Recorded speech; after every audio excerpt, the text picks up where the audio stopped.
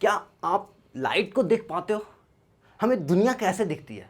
क्या किसी ऑब्जेक्ट को देखने के लिए लाइट का रिक्वायरमेंट होता है? लाइट होता क्या? So hello everyone, this is Nikhil Chauhan, welcome you all to practical Padhai. आज के इस वीडियो में ना मैं लाइट का चैप्टर्स लेकर के आया हूँ। देखो एनसीईआरटी में ना दो चैप्टर्स है, लाइट और दूसरा है ह्यूमन आई। लाइट में ही दो चैप्टर्स आता है, रिफ्लेक्शन और रिफ्रैक्शन। तो आज हम लोग पढ़ेंगे रिफ्लेक्शन ऑफ लाइट के बारे में। सो बताओ पहले लाइट का कि लाइट होता क्या? तो लाइट ना एक फॉर्म ऑफ एनर्जी होता है।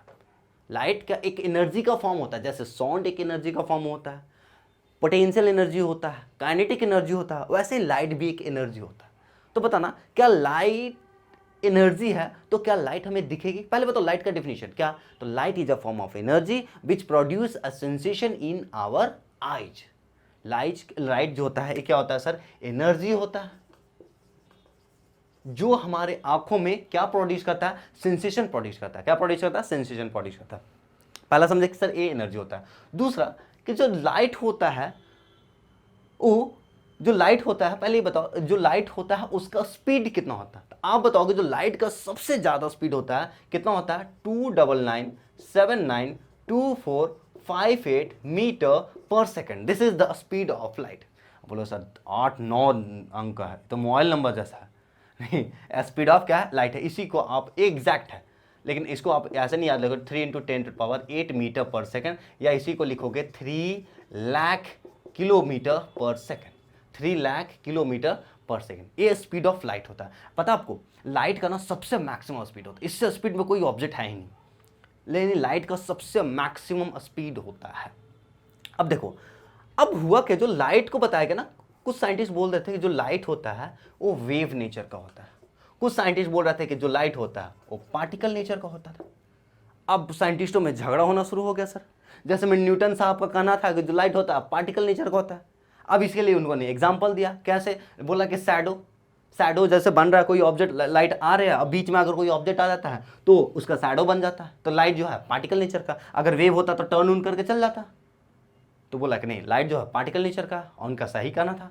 कुछ साइंटिस्टों ने कहना था कि लाइट जो है वेव नेचर का, जैसे में इंटरफेरेंस हो गया, डिफ्रैक्शन हो गया, ठीक है, इसमें फोटो इलेक्ट्रिक इफेक्ट हो गया। तो ये सारे कुछ साइंटिस्ट का, जैसे में इसमें क्या कहता है, हाइजन साहब का कहना था कि लाइट जो होता है वेव नेचर का होता है। तो सबका अपना अपना मत था। तो भाई ये तो हो गया। अब ये लड़ना शुरू कर दिया तो फिर असनीर साहब वाला बात याद आता है क्या? बॉस ये सब दोगलापन है, मैं तेरा दोगलापन उतारता हूँ। तो मतलब कि ये तो दोनों का नेचर करा, लेकिन साइंटिस्टों ने बताया कि नहीं, जो लाइट होता ना भाई कुछ ऐसा है कि ये ड्यूल नेचर का है। कैसा नेचर का है? ड्यूल नेचर का है। ड्यूल नेचर का मतलब क्या कि ये इसको भी खुश कर रहा है, इसको भी खुश कर रहा है। अब डी ब्रॉगली साहब ने बोला कि लाइट जो है ड्यूल नेचर का है। अब आइंस्टाइन साहब भी सबका कुछ का कहना पार्टिकल नेचर का, कुछ का कहना था कि वेव नेचर का है। सब अपने में लड़ रहा था, बोलता कहा है झगड़ा झगड़ी कर रहा है यार, देखो ना ये ड्यूल नेचर का है, तुम भी खुश रहो हम भी खुश रहते हैं। तो ये दोनों को खुश कर दे के लाइट जो है ड्यूल नेचर का। अच्छा, जो लाइट होता है ना, जो वेव होता है इलेक्ट्रो, अब बताना वेव आपने पढ़ा होगा 9th में साउंड वाला में कि जो वेव होता है एक मीडियम में डिस्टर्बेंस क्रिएट करता है, हलचल मचाता है, हलचल क्रिएट करता है, उसी को क्या बोलते हैं हम लोग? वेव। तो वेव जो होता है दो प्रकार का होता है, एक होता है इलेक्ट्रोमैग्नेटिक वेव, एक होता है मैकेनिकल वेव। इलेक्ट्रोमैग्नेटिक वेव को, वेव भी आपने पढ़ा होगा क्या है, दो टाइप्स होता है, एक कौन सा? इलेक्ट्रोमैग्नेटिक, ठीक है, और एक कौन सा आपका? Mechanical wave. अच्छा, इलेक्ट्रोमैग्नेटिक वेव वैसे वेव होते हैं जिनको ट्रेवल करने के लिए मीडियम का रिक्वायरमेंट नहीं होता है, और मैकेनिकल वेव को ट्रेवल करने के लिए मीडियम का रिक्वायरमेंट होता है। तो लाइट को बताना, लाइट को क्या ट्रेवल करने के लिए कोई साथी का रिक्वायरमेंट होता है? जैसे अब देखो हम लोग क्या कहते थे, अब जाते हो क्लास में, जैसे टीचर रहते थे और वॉशरूम जाना तो क्या, मैं आई गो टू टॉयलेट सर, और पूछ करके जाते थे। लड़की लोग में ना 2 जाने का नियम होता था कि जाएंगे तो 2 जाएंगे, दोनों सखी मिल करके और जाएंगे। लड़का में नहीं, लड़का में बोलता था कि एक ही बच्चा जाएगा, लेकिन भले 2 निकल जाते थे लेकिन एक ही जाएगा। तो लाइट ना कहीं ये जो लाइट है ना सर, वो लाइट लड़की है, गर्ल, लकड़ी है, लड़की है। क्यों सर? क्योंकि इसको चलने के लिए कोई साथी का रिक्वायरमेंट नहीं है। इसको चलने के लिए कोई सर, साउंड ए है, ये लाइट जो है लड़की नहीं है, गर्ल नहीं है। इसको ऐसा साउंड बताना, मैकेनिकल वेव, साउंड। साउंड को क्या ट्रेवल करने के लिए मीडियम का रिक्वायरमेंट होता है? आप बोलोगे हाँ। तो साउंड है वो कैसा है? लड़की जैसा, और लाइट जो है कैसा है? लड़का जैसा। इसके एकदम खुले बिना मीडियम का चलेगा भाई। तो लाइट ना लड़का है, कैसा है? लड़का। खुश हो जाओ लड़का लोग कि लाइट जो है क्या है? लड़का है। मतलब इसको ट्रेवल करने के लिए कोई मीडियम का रिक्वायरमेंट नहीं होता है। लेकिन साउंड जो होता है मैकेनिकल वेव होता है, इसको ट्रेवल करने के लिए मीडियम का रिक्वायरमेंट होता है। लेकिन लाइट जो होता है इलेक्ट्रोमैग्नेटिक वेव होता है, इसको ट्रेवल करने के लिए मीडियम का रिक्वायरमेंट नहीं होता। तो light is a electromagnetic wave which does not require medium for its propagation. तो लाइट ड्यूल नेचर को हमने क्या पढ़ा? लाइट का एनर्जी होता है, इसका स्पीड इतना होता है, वेव नेचर पार्टिकल नेचर दोनों, इसलिए लाइट का ड्यूल नेचर हो गया। अब लाइट जो वेव होता है कौन सा? इलेक्ट्रोमैकेनिक वेव और मैकेनिकल, इलेक्ट्रोमैग्नेटिक वेव और मैकेनिकल वेव। लाइट जो होता है इलेक्ट्रोमैग्नेटिक वेव होता है, क्यों? क्योंकि इसको ट्रेवल करने के लिए मीडियम का रिक्वायरमेंट नहीं होता है, वैक्यूम में भी प्रोपगेट करता है। जैसे में देखो सन से अर्थ तक आने में बीच में स्पेस होता है, वो तो वैक्यूम है सर। क्या लाइट से वहां से ट्रेवल कर रही है? हाँ, यानी उसको मीडियम का रिक्वायरमेंट नहीं होता है, प्रूव है। अब जो मैकेनिकल वे उसको मीडियम का रिक्वायरमेंट, जैसे में साउंड आपने पढ़ा होगा, साउंड जो होता है वैक्यूम से ट्रेवल नहीं करता है, साउंड वैक्यूम से ट्रेवल नहीं करता है। अच्छा एक बात बता ना, मैंने एक क्वेश्चन पूछा, एक मान लो मैंने बॉक्स लिया, राइट, ठीक। अब बॉक्स के अंदर ने मैंने मोबाइल रख दिया, अपना प्यारा सा छुद्दू सा मोबाइल रख दिया, ठीक। अब अगर इस पर कोई कॉल करेगा तो बताना क्या, और इसके अंदर वैक्यूम है, कैसा है? ये वैक्यूम है। ये मैंने बॉक्स लिया, बॉक्स के अंदर मैं अपना मोबाइल रख दिया और वैक्यूम क्रिएटेड है। अगर कोई व्यक्ति मैं कॉल करेगा मुझे, तो क्या हमें मालूम चलेगा कि हमारा मोबाइल पे किसी का कॉल आ रहा है? यस या नो? सोच कर बताना। वैक्यूम है सर डब्बा के अंदर, तो अगर कोई व्यक्ति कॉल करेगा तो क्या हमको मालूम चलेगा कि ये हमारे मोबाइल पे कोई कॉल आ रहा है? हाँ या ना? देखो पहले तो सर अगर वैक्यूम है तो साउंड तो ट्रेवल नहीं करेगा, यानी रिंग हमको सुनाई नहीं देगा। लेकिन सर एक बात बताना बाबू, क्या ये जब कॉल करेगा तो क्या स्क्रीन लाइट जलेगी? स्क्रीन लाइट तो जलता है ना। अगर स्क्रीन लाइट जलेगा तो क्या वो लाइट है? हाँ। तो क्या लाइट वैक्यूम से ट्रेवल करता है? हाँ। तो क्या लाइट उस मोबाइल स्क्रीन से हमारे आंखों तक आएगा? बिल्कुल आएगा। तो क्या लाइट हमको इसका मोबाइल पर पता चलेगा कि हाँ मेरे मोबाइल पे कॉल आ रहा है? बिल्कुल। क्यों? तो इससे ये पता चलता है सर कि लाइट को ट्रेवल करने के लिए मीडियम का रिक्वायरमेंट नहीं होता, लेकिन साउंड को ट्रेवल करने के लिए मीडियम का रिक्वायरमेंट होता है। इसका रिंग हमको सुनाई नहीं देगा, बट इसका स्क्रीन लाइट हमें दिखाई देगा। क्लियर है? अब इसके बाद पढ़ते हैं सर रिफ्लेक्शन के बारे में। देखो इतना पढ़ लिया, चलो अब देखो, अब देखते हैं सर कि रिफ्लेक्शन होता क्या। इससे पहले समझ लो ना कि ऑब्जेक्ट के बारे में, फिर हम लोग पढ़ेंगे रिफ्लेक्शन के बारे में। देखो ऑब्जेक्ट कितने टाइप्स का होता है, आपने बचपन में पढ़ा होगा ऑब्जेक्ट के बारे में। जो ऑब्जेक्ट होता है सर, ऑब्जेक्ट के बारे में, ऑब्जेक्ट जो होता है दो टाइप्स का होता है। पहला ऑब्जेक्ट होता है एक लुमिनियस होता है, एक कौन सा होता है? Non luminous. लुमिनियस ऑब्जेक्ट क्या होता है? लुमिनियस ऑब्जेक्ट होता है सर जो लाइट को प्रोड्यूस करता है, the object which produce light, the emit light, those object are called luminous object. The object which does not emit light, does not produce light, are called non luminous object. Example में पूछा जाए luminous object का क्या बोलोगे आप? सन, star, ठीक है, और कौन सा आपका? Tubelight, bulb. ये सारे के सारे किसका है? Luminous object. फायरफ्लाई, ये सारे के सारे क्या है? Luminous object. Non luminous object क्या होगा सर? नॉन लुमिनियस ऑब्जेक्ट हो गया बुक, मून। अच्छा बताना मून क्या लुमिनियस है कि नॉन लुमिनियस है? नॉन लुमिनियस है, क्योंकि वो सनलाइट को क्या करता है? रिफ्लेक्ट कर जाता है। पेपर। अच्छा ह्यूमन बॉडी क्या है? लुमिनियस है कि नॉन लुमिनियस है? मेरा सुंदर सा चेहरा कैसा है? लुमिनियस है कि नॉन लुमिनियस है? आप बोले सर चमकते थोड़ी ना, आप तो नॉन लुमिनियस ऑब्जेक्ट है, चमकते नहीं है, हैं? वो नॉन लुमिनियस ऑब्जेक्ट है, राइट। चलो सर इसके बाद अब देखते हैं ऑब्जेक्ट से दो टाइप्स का होता है, luminous object, non luminous. Luminous object जो लाइट प्रोड्यूस करता है, नॉन लुमिनियस ऑब्जेक्ट जो लाइट प्रोड्यूस नहीं करता, उसको हम लोग क्या बोलेंगे? Non luminous object. इसके बाद देखो हमको पढ़ना है रिफ्लेक्शन ऑफ लाइट। क्या पढ़ना हमको बच्चा? Reflection of light. देखो रिफ्लेक्शन ऑफ लाइट होता क्या, जैसे में कोई सरफेस है, ठीक। अब इसमें भी पढ़ा ना ट्रांसपेरेंट, ट्रांसलूसेंट और ओपेक, तीन प्रकार का ऑब्जेक्ट। एक होता है ट्रांसपेरेंट, एक होता है ट्रांसलूसेंट, एक होता है ओपेक। ट्रांसपेरेंट क्या होता है? जो लाइट को अलाउ करता है पास करने के लिए। लाइट आया, अच्छा लाइट हो, जाओ जाओ जाओ जाओ जाओ। ट्रांसपेरेंट बहुत ही सीधा सपाटा है। ट्रांसलूसेंट बीच बीच में है, ओ भाई साहब थोड़ा खड़ूस है, कभी नॉर्मल हो जाता है, कभी खड़ूस हो जाता है। तो वो थोड़े लाइट को जाता है जिससे दोस्ती, अच्छा तू है जाओ, जिससे नहीं तो नहीं जाएगा, तो ट्रांसलूसेंट वाला हो जाता है। पार्शियली क्या करता है? लाइट को ट्रेवल करवाता है, पास करवाता है।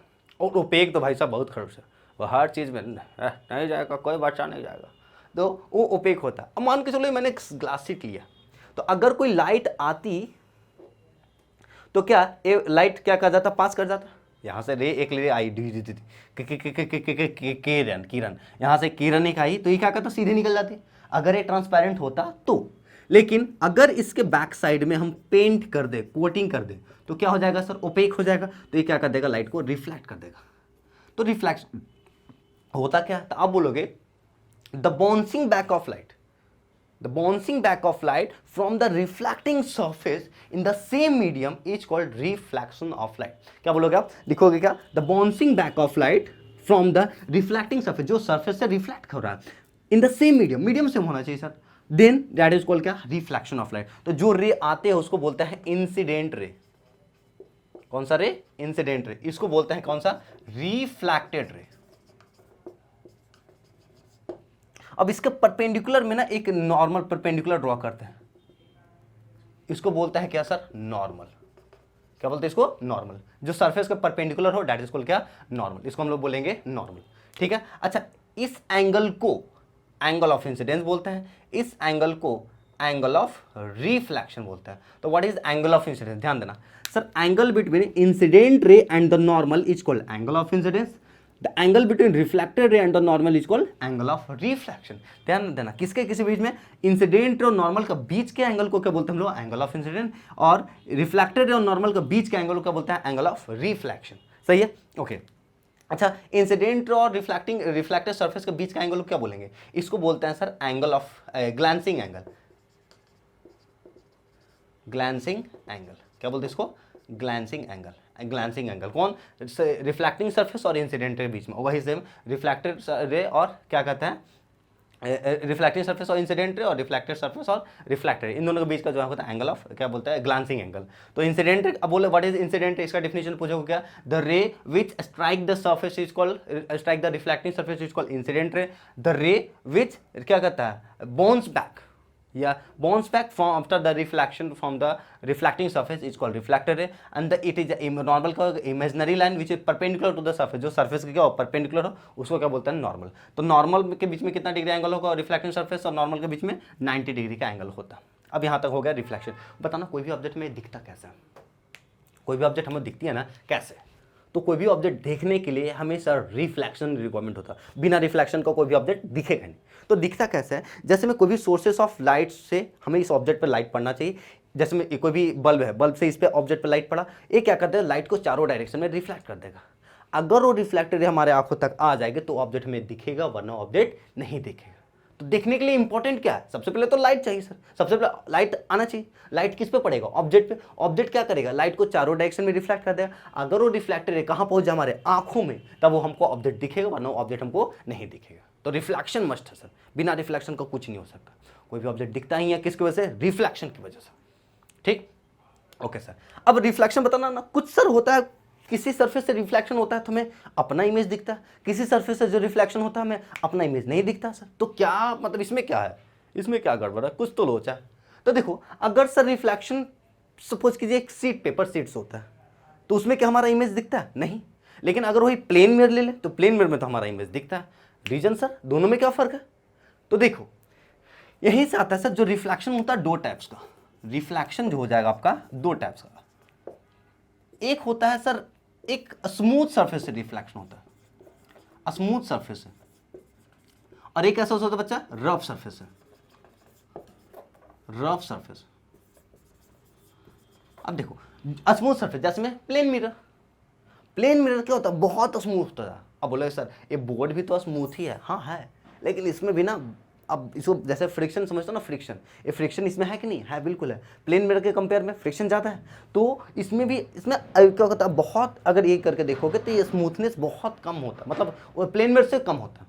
ठीक है, अब प्लेन मिरर जैसा अगर स्मूथ हो जाएगा तो ये क्या कर देगा, वो रेगुलर रिफ्लेक्शन। अच्छा, ये स्मूथ सरफेस जो रिफ्लेक्शन होता है इसको बोलता है रेगुलर रिफ्लेक्शन, रेगुलर रिफ्लेक्शन।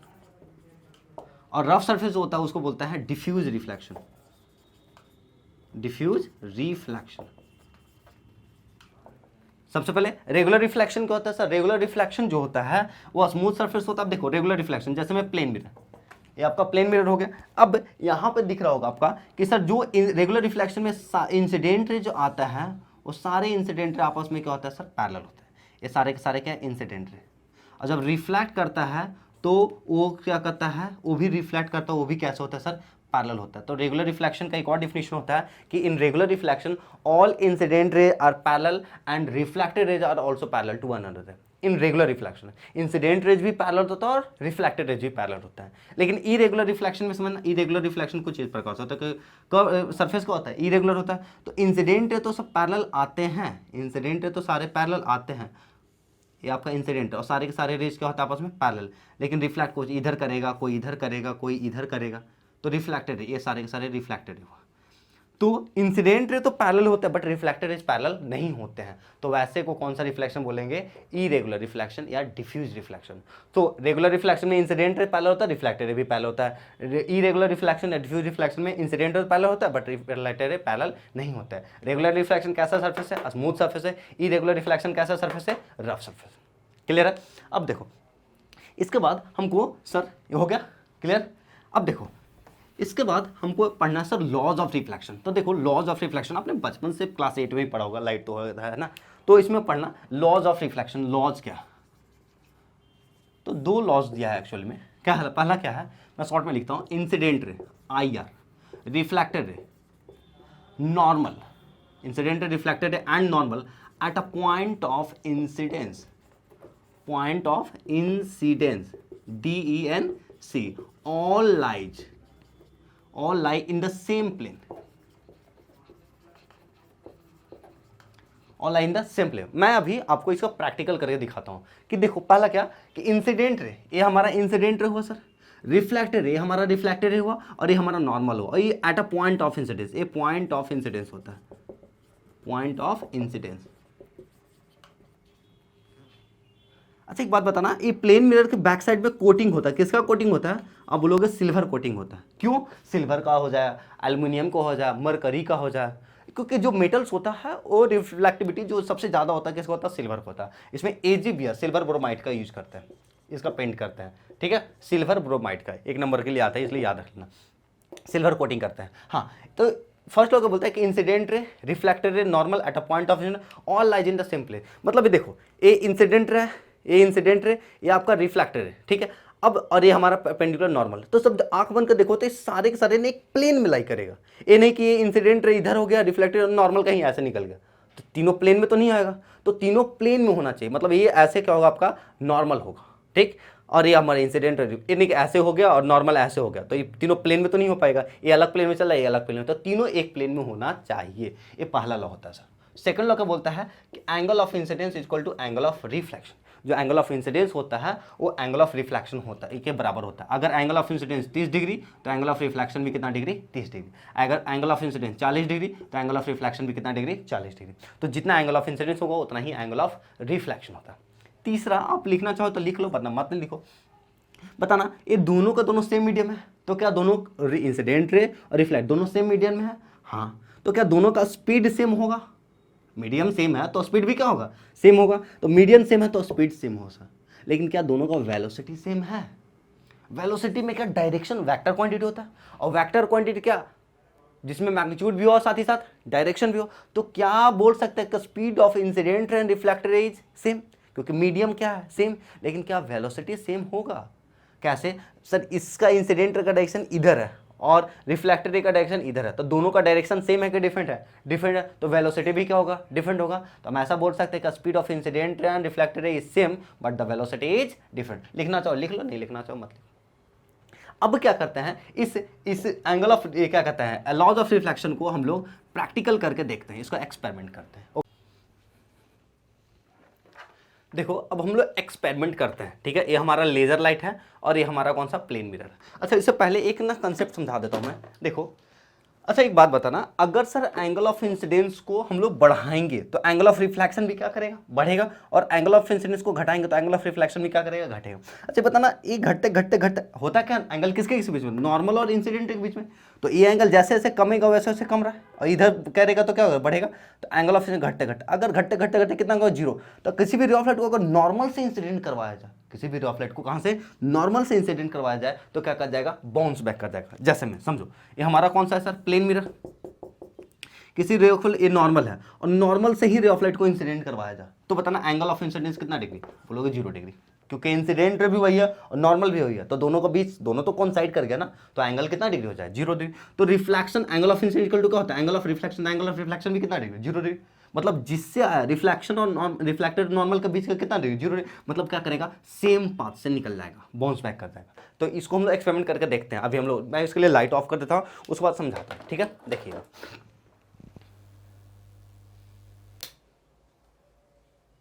चलो देखो, आपको दिख रहा है ये पाथ आपको विजुअल। तो देखो सबसे पहले अगर हम ये पाथ के बीच में क्या ले आते हैं प्लेन मिरर, तो आपको दिखेगा कि ये क्या कर जा रहा है, रिफ्लेक्ट कर रहा है। तो ये जो रे आया इस रे को क्या बोलेंगे, इंसिडेंट रे, और जो रिफ्लेक्ट कर रहा है वो कौन सा रे, रिफ्लेक्ट रे, ठीक है। और ये जहां पे जिस पॉइंट पर आपको दिख रहा है, जहां पे ये पॉइंट आपको दिख रहा है, जहां पे गिर रहा है, उसको बोलते हैं हम लोग का पॉइंट ऑफ इंसिडेंस। क्या बोलते हैं इसको, पॉइंट ऑफ इंसिडेंस। अब जो इंसिडेंट रहा है सर ये रिफ्लेक्टेड है, अब बीच में क्या होता है नॉर्मल, तो नॉर्मल और एंगल इंसिडेंट के बीच का एंगल ऑफ इंसिडेंस, जैसे जैसे एंगल ऑफ इंसिडेंस बढ़ाएंगे तो दिख रहा है कि आपको रिफ्लेक्टेड भी क्या कर रहा है, दूर भाग रहा है। तो एंगल ऑफ इंसिडेंस बढ़ा तो एंगल ऑफ रिफ्लेक्शन भी क्या कर रहा है, बढ़ा, और एंगल ऑफ इंसिडेंस को अब कम कर रहा है तो एंगल ऑफ रिफ्लेक्शन भी क्या कर रहा है, कम कर रहा है। और अगर कम करते करते करते करते कितना डिग्री है, 0 डिग्री, तो बताना कितना, अगर 0 डिग्री लाने के बाद क्या सेम पाथ से कर रहा है, यानी किसी भी रे ऑफ लाइट को परपेंडिकुलरली इंसिडेंट करेगा तो क्या कर जाएगा, सेम पाथ से क्या करेगा, बाउंस बैक कर जाएगा, ठीक है, ओके। अब यानी हम लोग इसको एक्सपेरिमेंट करके देखा कि एंगल ऑफ इंसिडेंस बढ़ाया तो एंगल ऑफ रिफ्लेक्शन भी बढ़ा, और एंगल ऑफ इंसिडेंस को घटाया तो एंगल ऑफ रिफ्लेक्शन भी क्या किया, घटा। क्लियर है यहाँ तक, ओके। अब हम लोग इसके बाद लॉज ऑफ रिफ्लेक्शन करने के बाद अब पढ़ते हैं हम लोग आगे। चलो ये हो गया। अब इसके बाद रेगुलर रिफ्लेक्शन हो गया, इरेगुलर रिफ्लेक्शन हो गया, ठीक है। अब पढ़ते हैं सर इमेज के बारे में। अब देखो हमारे में 2 टाइप्स ऑफ इमेज होता है, एक होता है रियल इमेज और एक को बोलते हैं हम लोग वर्चुअल इमेज। अब रियल इमेज क्या होता है, वर्चुअल इमेज क्या होता है, इन सब के बारे में जानते हैं। तो देखो इमेज 2 टाइप्स का, एक होता है रियल इमेज और एक क्या होता है आपका वर्चुअल इमेज। अब रियल इमेज क्या होता है, वर्चुअल इमेज क्या होता है, समझिएगा। देखो रियल इमेज में बोलता है सर, देखना इमेज फॉर्मेशन के लिए ना कम से कम 2 रिफ्लेक्टेड रे या 2 रिफ्रैक्टेड रे, 2 वर्ड याद रखना, या तो 2 रिफ्लेक्टेड रे या तो 2 रिफ्रैक्टेड रे का आपस में इंटरसेक्ट होना जरूरी है। जब 2 रिफ्लेक्टेड रे या 2 रिफ्रैक्टेड रे आपस में इंटरसेक्ट करता तभी इमेज का फॉर्मेशन होता है, या तो एक्चुअल में इंटरसेक्ट करे या तो अपीयर्स टू इंटरसेक्ट करे। जब अभी वर्ड समझ लो, क्योंकि कॉन्केव वाला में जब रे डायग्राम करेंगे तो वहां पे आपको आराम से क्लियर होगा। अभी वर्चुअल वाला तो समझा देता हूं। जब 2 रिफ्लेक्टेड रे या रिफ्रैक्टेड रे आपस में एक्चुअल इंटरसेक्ट करता तो when the 2 reflected ray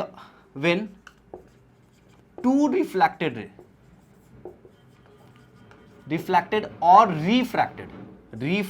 refraction में पढ़ेंगे, रिफ्रैक्टेड रे actually intersect each other, then real image is formed।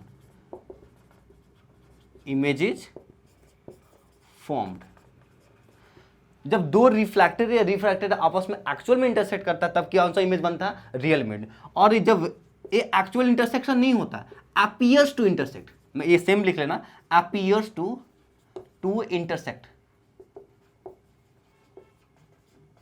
then virtual image is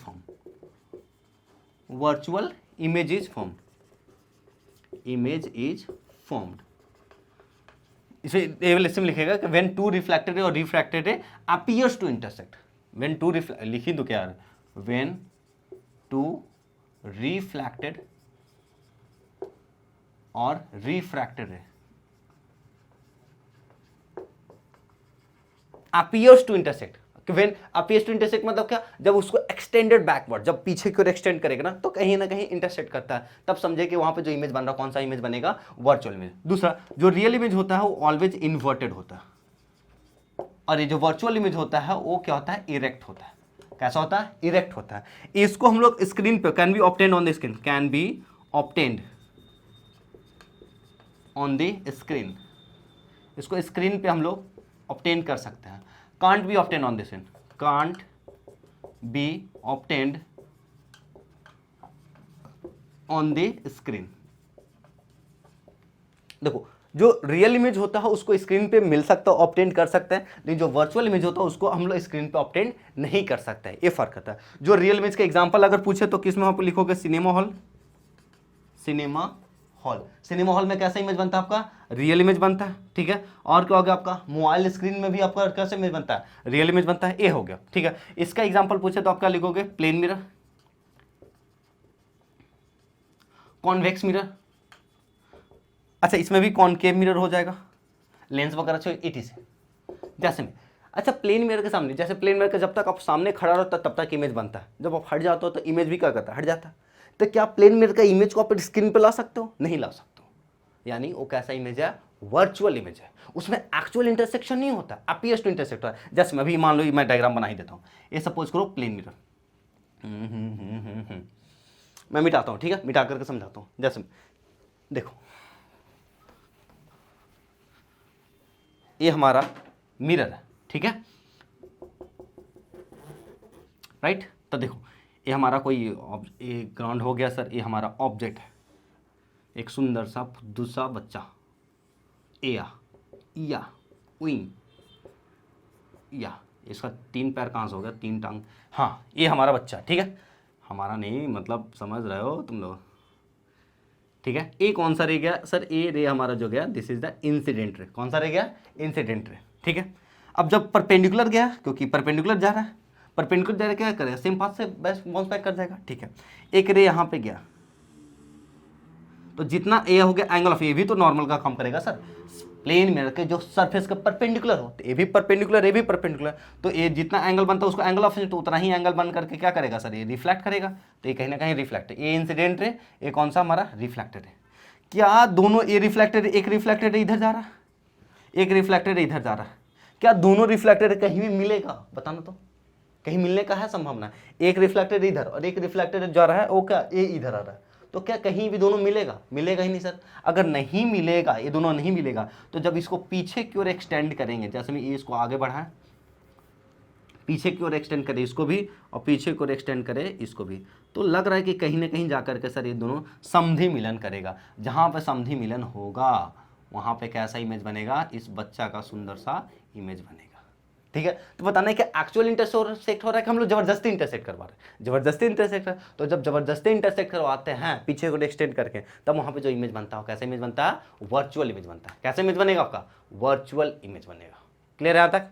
आगे बढ़े, चलो। अब इसके बाद हमको पढ़ना है सर प्लेन मिरर का कुछ कैरेक्टरिस्टिक्स। यहीं पे मैं बता देता हूँ इसको। प्लेन मिरर जो इमेज बनाता है उसका कुछ कैरेक्टरिस्टिक्स होता है। तो image, characteristics of image formed by plane mirror. Plane mirror का जो बनता है उसका कुछ कैरेक्टरिस्टिक्स है, उसका कैरेक्टरिस्टिक्स बताइएगा। तो हेडिंग क्या होगा? कैरेक्टरिस्टिक्स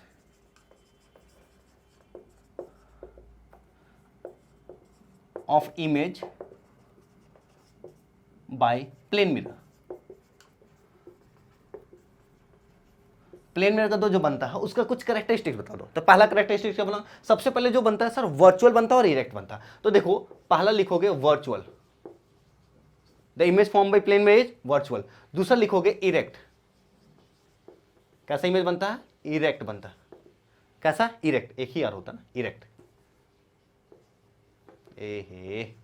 इरेक्ट इमेज बनता है। तीसरा, क्या सेम साइज का बनता है? ऐसा थोड़ी होता है कि तुम गए, तुम मोटा ताजा और इमेज बनेगा पतला सूखला, ऐसा तो नहीं बनेगा।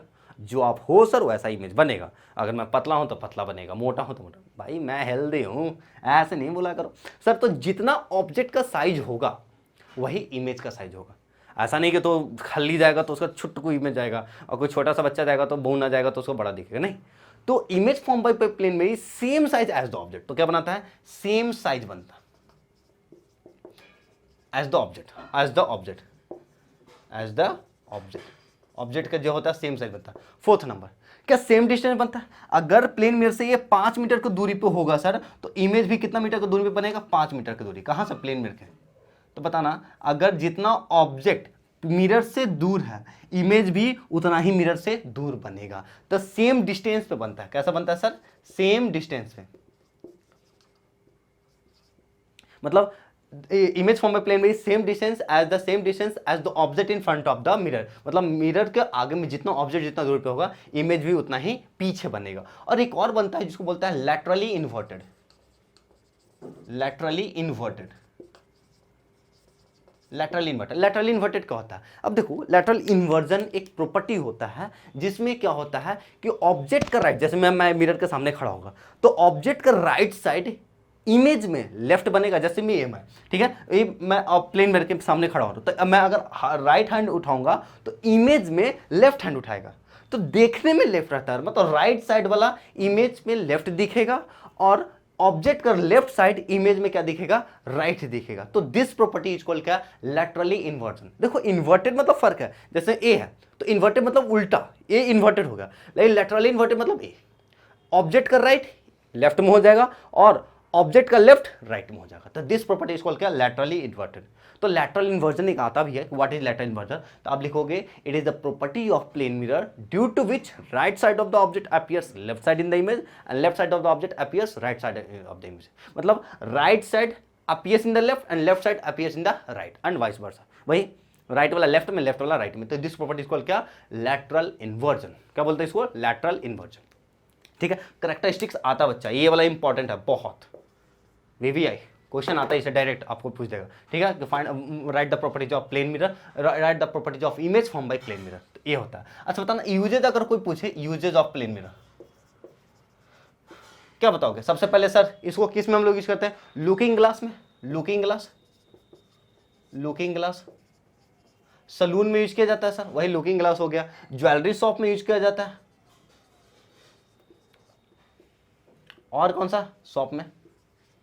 ठीक, और कौन सा? ज्वेलरी शॉप के बाद आपका सलून में यूज किया जाता है। फिर एक पेरिस्कोप में यूज किया जाता है। पेरिस्कोप, पेरिस्कोप जानते हो क्या होता है? पेरिस्कोप ना नेवी वगैरह में यूज किया जाता है, नेवी वगैरह ये लोग यूज करते हैं। जैसे में आपका इतना हाइट का है और आप यहाँ तक पहुंच ही नहीं पा रहे हो, कोई छोटा बच्चा है यहाँ तक है, वो इसे ऊह करके देख रहा है, उसको तो दिखेगा नहीं, तो नहीं दिखेगा तो क्या करेगा? पेरिस्कोप। पेरिस्कोप इस प्रकार का डिवाइस होता है, जैसे में एकदम सेम ऐसे होता है। ठीक, इस प्रकार से इधर से ऐसे रहता है, ये ऐसे और ये ऐसे। हम लोग आँख यहाँ पे लगा कर, यहाँ से आँख जैसे में यहाँ पे, अब यहाँ पे आँख नहीं लगा सकते हैं, यहाँ पे लगा करके देखेगा तो यहाँ से ऑब्जेक्ट का कोई रे ऑफ लाइट रिफ्लेक्टेड करेगा, जो ऑब्जेक्ट से रिफ्लेक्ट करेगा, यहाँ पे मिरर लगा रहता है और यहाँ पे जो मिरर होता है इस प्रकार से, मैं बना दूँ, देखो इस प्रकार से,